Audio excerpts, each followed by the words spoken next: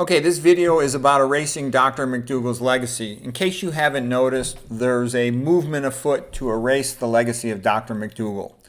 And I think it really comes down to Dr. Mcdougall was of the school of the low-fat vegans. The low-fat vegans is like Dr.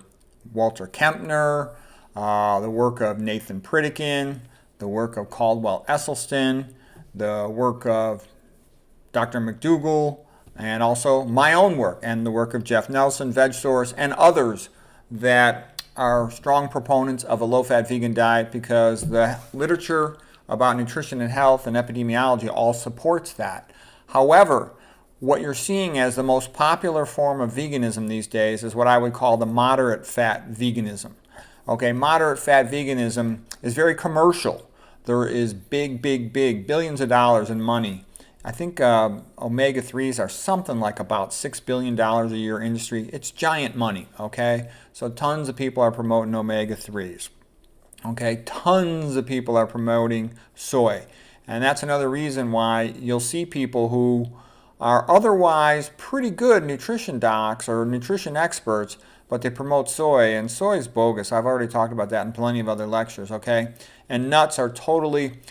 You get all this money promoting corporate interests, and the corporations, they buy the journals, they buy the scientists, and they produce all this fake literature to say that nuts are so great. You know, if they were so great, they wouldn't have to buy fake literature. They could just publish real literature. So anyways, the reason why I thought this was interesting here, I'm going to link to the lecture.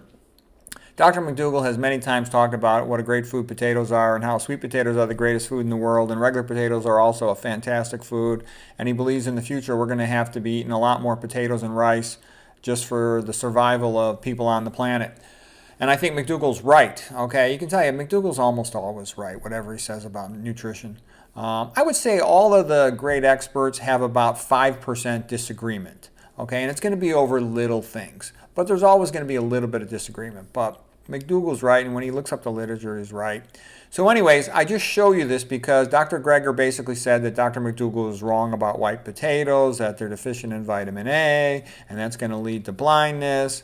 And then Dr. Mcdougall makes a rebuttal to that. And what I'm trying to say is Dr. Greger is promoting nuts, seeds, omega-3s, soy, coffee, tea, turmeric, and a whole bunch of other stuff. And so then he says potatoes are not that good of a food. Anyways, I'll let you see the rebuttal. It's not worth watching the whole thing in its entirety, but just getting the idea of it. This is one more subtle part of Mcdougall's legacy being erased. And I'm telling you, Mcdougall's right. So if you're just curious about what's going on, you might want to watch it for a little while.